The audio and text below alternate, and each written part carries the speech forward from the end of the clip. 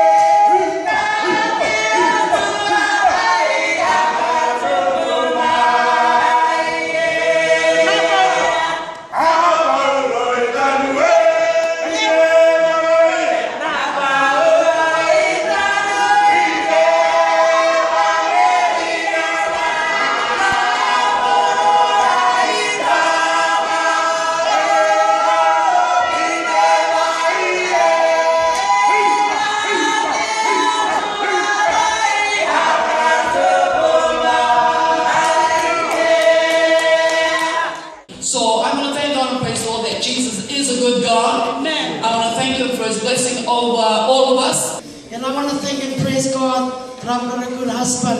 Is any of us in the college understand or the definition of NCEA? National Certificate Education Achievement. I want to go out on the ocean. See, I want to go out on the ocean and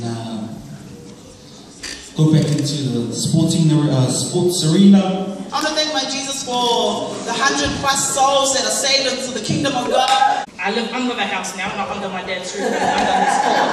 And my beautiful mama who continued to take good care of my parents, who continued to take good care of me. I thank God and praise Him for my siblings. But I believe that Jesus can do and will heal. That's my blessing. That I am reminded that it's up season, down season. But I want to thank God for the season that we are in. I thought to myself, it was just me there, no one else was there, and it was so clear. And I thought, let's have a worship there. I also like to thank the Lord for everything hitting the drums. I also like to thank the Lord for just the many blessings that He has blessed me at work throughout this whole week. I want to thank God for my mom and dad, for the strength upon my mom who goes to work.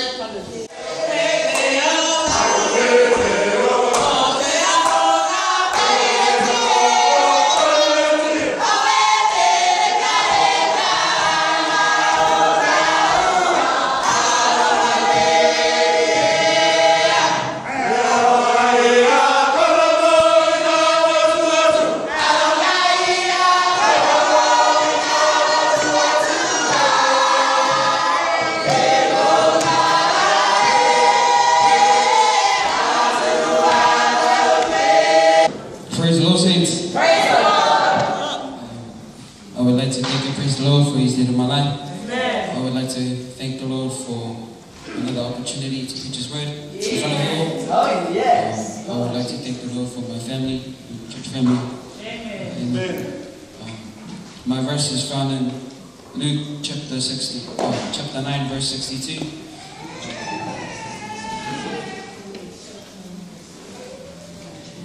And it reads, And Jesus said unto him, No man having put his hand to the plough, and looking back, is fit for the kingdom of God. Now can you please turn to the person next to you and say, our theme for tonight is? Keep moving forward. Keep moving forward. The word moving means in motion. The word forward means in the direction that one is facing or traveling towards the front. Parents expect or dream us youth and children to keep moving forward in school and studies to have a great future. Praise the Lord, parents. This verse is telling us to do not look back and keep our eyes locked on Jesus. Keep moving forward is a very strong saying in our word today. We all need to keep moving forward in our daily lives. For example, we need to keep moving forward and love your family like how Joseph did. Or we need to keep moving forward and slay the giant obstacles like how David did. Or keep moving forward and having time to come to church like Mary did. But through all things, we should keep drawing closer to our God and Savior Jesus Christ. Because Philippians 4:14 says, I can do all things through Christ which strengthens me. When you think you're down on your studies, you need to rise up and keep moving forward. When you think you're knocked down and you need to pick yourself up and just keep moving forward. When there's no food in the cupboard and you get hungry, you look for a house that has food and keep moving forward. Me and you ain't perfect like our Almighty God. We all make mistakes, but we can learn from our mistakes. If we keep moving forward, we can achieve the highest levels. You just need to have the just do it attitude. So it's time to upgrade from now on and move forward. Keep moving forward to God for a good future. So don't let the past hold you down. Push towards the future. My theme for tonight is keep moving forward. Amen.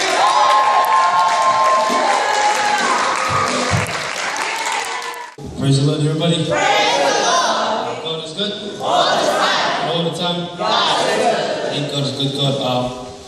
Before we start, can I just ask everyone to please prepare your Bibles, just pull your Bibles out, and please turn to the book of Romans, chapter 3, verse 25. Romans chapter 3, verse 25. Alright, Romans chapter 3, verse 25. If you found yours, please say amen. Alright, and if we can all read together. 1, 2. God has set forth to be a propitiation through faith in his blood, to declare his righteousness for the remission of sins that are past through the forbearance of God. Alright, saints, that's the reading from the King James Version. I used it in reference with Living Bible Version, and it goes like this. For God sent Christ Jesus to take the punishment for our sins and to end all God's anger against us. He used Christ's blood and our faith as a means of saving us from his wrath. In this way, he was being entirely fair, even though he did not punish those who sinned in former times, for he was looking forward to the time when Christ would come and take away those sins. Now, saints, if you could turn to the person next to you and say, neighbor, our theme for tonight is paid in full. Now, saints, paid in full. What is paid in full? To me, I think paid in full is a term that is often used when it comes to purchasing things, to hiring things, to hire purchase things, or to just obtain things. For me personally, I don't know what paid in full is because I've never actually paid anything in full. Saints, I want to touch on this word propitiation, which comes from the word propitiate, which is often used in reference to Christianity. Saints, in this case, it means to satisfy God's anger towards sin, which came from Adam and Eve, which was committed by Adam and Eve. It means to meet the satisfaction and the requirements of the punishment that you deserve, which is justice, or through a merciful channel. Saints, justice and mercy. Justice means to get what you deserve. Mercy means to get that which you do not deserve. Now, saints, these two are incompatible. They cannot go together. You cannot get that which you deserve by getting that which you do not deserve. And you cannot get that which you do not deserve by getting that which you do deserve. Now, saints, if you could all just free up your mind and just loosen up your memories and just take this scenario as an example. One day you're driving down Loranga Gorge, it's an 80 km zone, and you get snapped by a cop doing 100 km. The cop pulls you over and says, hey, mate, you know how fast you're going? And you say, no. He goes, mate, you're doing 100 km an hour. Now, the cop has two choices. He can either deal with you justly or he can deal with you mercifully. Suppose he deals with you justly. He issues you a $120 ticket. That's right. You know. And then it's up to you. You have two choices. Yes. You can either pay the ticket and move on with life, or you can argue it in the court. Suppose you go to court and you argue your case. You stand before a judge and a jury who look up at you, then they stare you down. Now, saints, the judge can read your crime statement. 1, Maui Manuela. Crime, speeding, 100 km in the 80 km zone. Punishment, $120 ticket. And for coming to court to try and fight this, disqualified for driving for 6 months and a $250 additional court cost. And he then asks me, how do you plead? I look, and after coming to my senses and realizing my wrong, I look up at him and I say, Your Honor, guilty. The judge has two choices then. He can deal with you justly by getting that which you deserve, or he can deal with you mercifully. And by dealing with you mercifully, he then says, you can go, but take this as a warning. If you ever come before my throne of judgment again, you can feel wrath. Suppose he deals with you justly. You pay a $120 ticket, $250 court cost addition, and you're disqualified from driving for 6 months. He puts the ticket to your name and orders the clerk of the house to serve you. Outside the courtroom, a very good friend of yours is waiting patiently. And he asks you, what's your verdict? You tell him, your guilty plea, but that you don't have the money to pay. Your friend goes to the front desk, writes out a check of $500 and puts it against your name. The front desk then processes the same. Saints, for justice and mercy to be compatible, we need an insertion of a third party. Alright. Yes. Saints, now going back to the courtroom scenario, the judge then lets you go, but as you're leaving, the officer of the court goes, "Hey, mate, where you going?" Yeah. And you say, "Oh, bro, I can go." But he's "Hey, I didn't see you leave the room to go pay your fines. You haven't made bail." Then you go, "Oh, no, my friend." You explain the intervention of the third party. Then the officer goes, "Hey, I don't believe you. You got to show me." Then he goes, "Okay." Then as you're walking to the front, you walk to the front desk and you request the order against your name.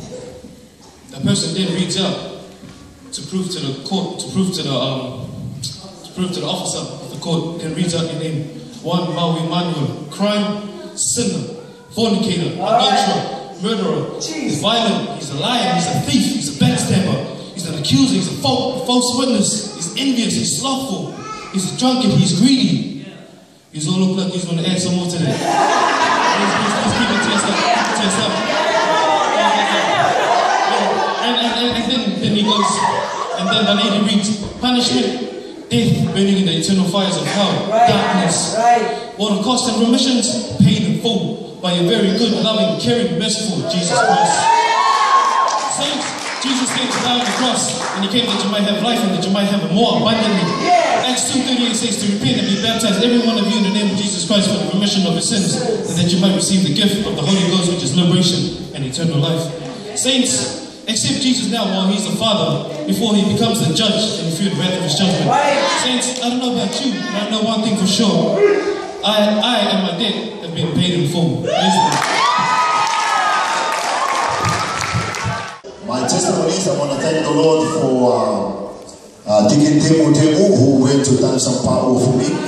So I really want to appreciate him and thank him for that.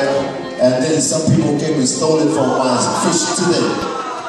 I want to thank Sister Temu and also Temu. She made me a beautiful, nice, healthy, salad dish. Mama Na and Deacon Wayne for making me a beautiful big dish of raw fish, marble raw fish, real fish from the Cook Islands.